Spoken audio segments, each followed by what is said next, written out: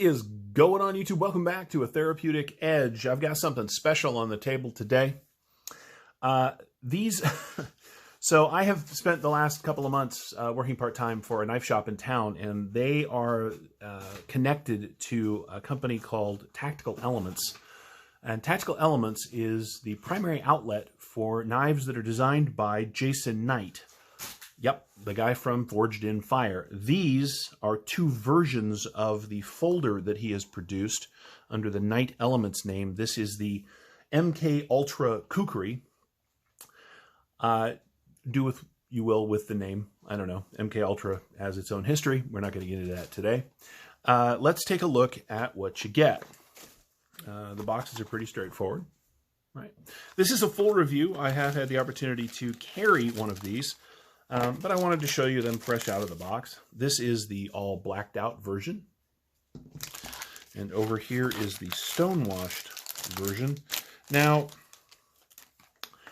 there is, in fact, a third version that I don't happen to have on the table that has a green micarta scale. It's very nice looking. They do make a fixed blade, which I'm hoping to get and bring onto the channel after a little while. It's a little bit larger in blade than the folders, but very similar in dimensions. These things are very, very well made by Fox Knives. They are an absolute joy to carry. There's one little hiccup, but we'll get to that in a bit. Let's take a look at the blade on this thing.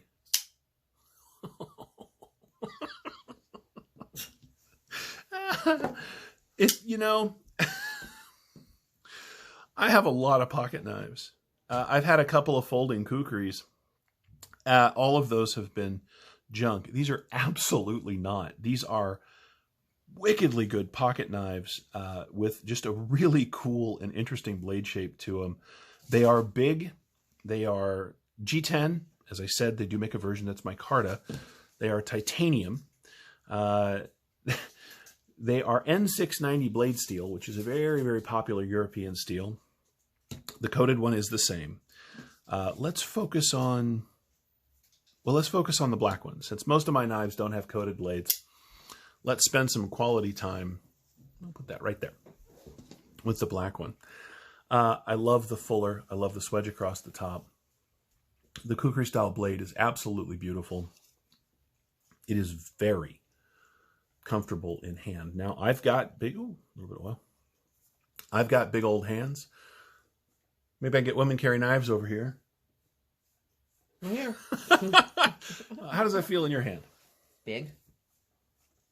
It's gigantic. Is it comfortable though? Actually, it really is comfortable. You got me with them. Mouthful food. Little mouthful food. Sorry about that. Look, this is a superb pocket knife. Now, I don't know a lot about Jason Knight's custom stuff. I do know that if you want a custom knife from him, they are very expensive. These are... I think my dog is really interested in what I'm doing. These are not inexpensive. In fact, you'll pay about $285 for one of these. Now, I can hear you out there groaning. This is small batch stuff made in Italy from a really well-known designer who, if you wanted to get a custom piece from him, you'd be spending thousands, many, many more hundreds and likely thousands of dollars. So you get his art from a really good manufacturer in a reasonably small batch design. These aren't being pumped out by one of the big companies. So you kind of pay for the privilege. But I got to tell you, after carrying one of these, in fact, I carried this one because it's more my style. After carrying one of these for a while, I can tell you that they absolutely work.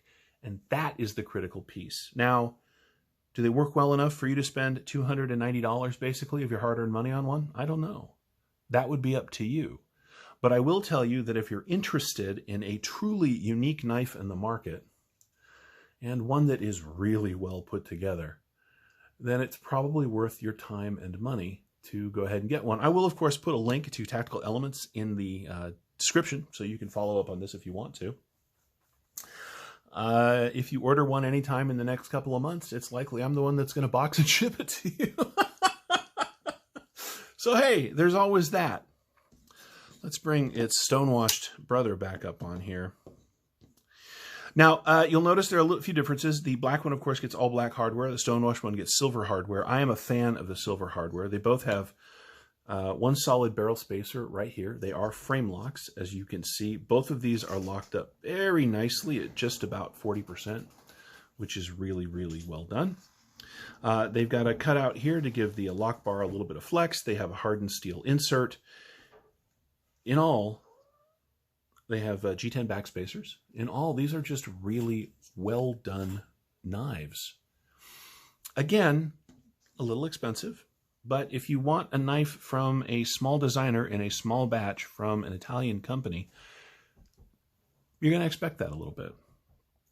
Let's do some specs while we're... Oh, they've got lanyard holes, in case you're interested in that. Let's talk about the elephant in the room, and it's not the size or the price. The pocket clip is... okay. I don't know how many of you have cold steel knives, but if you do, you'll know what I'm about to say. The spring on this pocket clip is cold steel level stiff. It is very challenging to get this thing in and out of thick jeans comfortably. Now, thinner pants slides right over because it's a very smooth surface, but this thing has very little give. And so you're going to have to know that going in. Now, I have spoken to some people that own these, and because this clip is very stiff, it seems that their response is just to bend this up a little bit, or at least loosen it a little bit at this end. But that would be up to you. I just wanted you to know about it before we go any further. It is the one, and of course it's not, deep carry. But on a knife this size, that's okay too. It is the one sort of hang up. Now, I did notice that on the black one here, the clip itself is a little bit lifted already. This one slides in and out of pocket much better, but the clip is so stiff that you can't make it click. So if you're going to get one of these, be prepared to loosen the clip a little bit, the stiffness a little bit, by lifting it off the knife. Just a suggestion. Let's do some size comparisons. Well, you know what? No, let's measure it out first, and then we'll do some size comparisons. So we're going to have to do this a little bit differently than normal. Let's go ahead and just do it that way. You get 4 inches of N690, cutting of N690.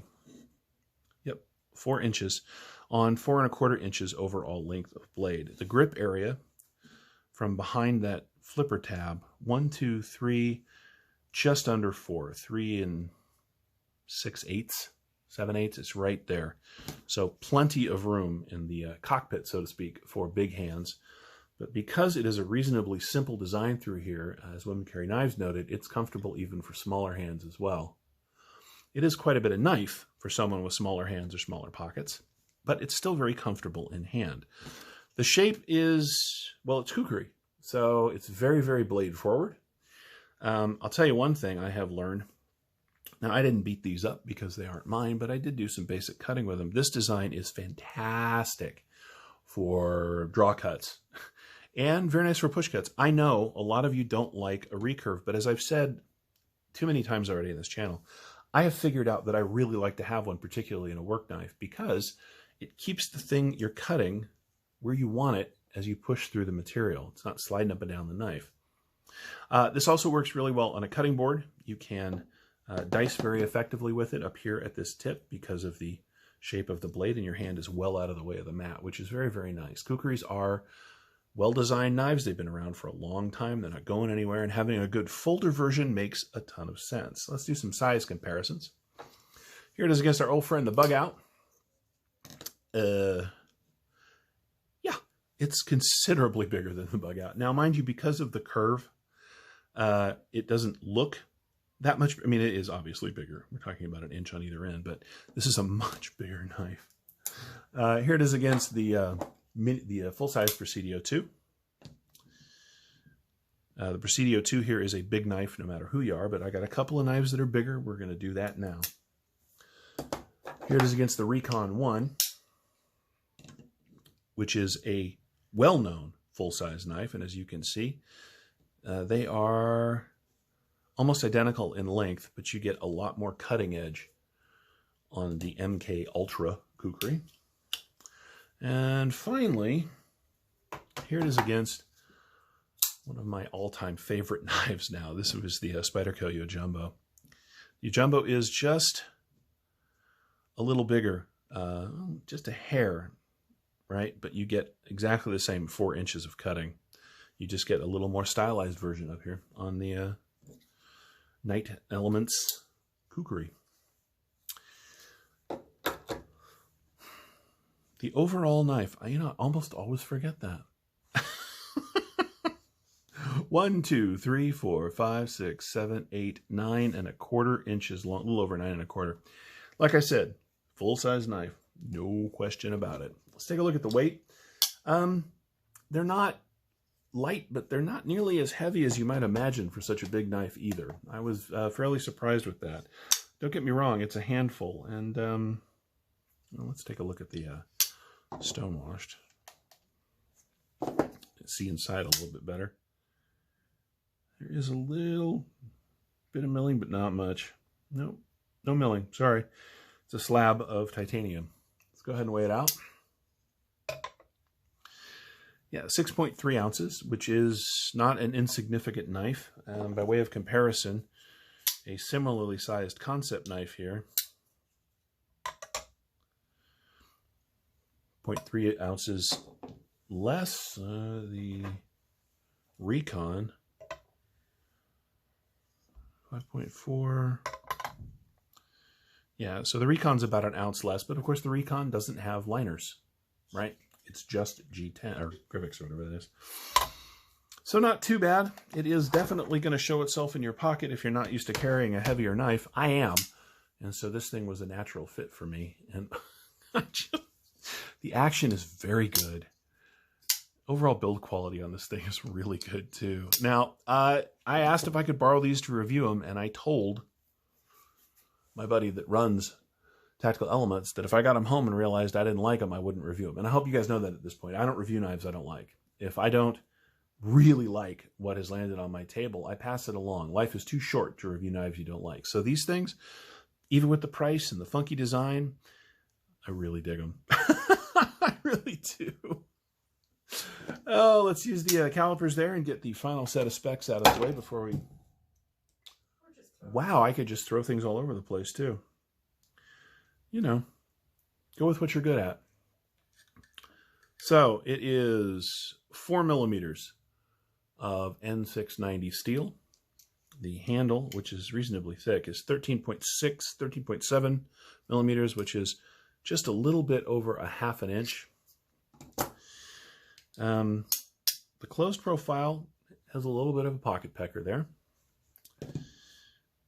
Comes in at just shy of 2 inches. So like I said, you're going to know this is in your pocket for sure. But once you adapt to that blade shape and that curvature, you're not only going to know it's there, but you're going to be happy about it because it is absolutely a joy to use. It really is. So maybe that's the final analysis. That's the final bit. It's expensive. It's big. And I love it for that. It's a little bit ridiculous and a whole lot useful. And if you have a mind to get one of these in your hands, do it. I don't think you'll be disappointed. Once again, this is the Night Elements MK Ultra Kukri. I will never be fond of the name, but nobody asked me. It is a stellar knife from Italy, designed by a really great guy here in the States and sold by a company who, well, I like. Oh, man, you can find information on this on the website that I'll post in the description. If you have any questions about it specifically, feel free to ask me down in the comments. If you haven't subscribed yet, please do so. I'd love to have you here on a regular basis, and we'll see you next time.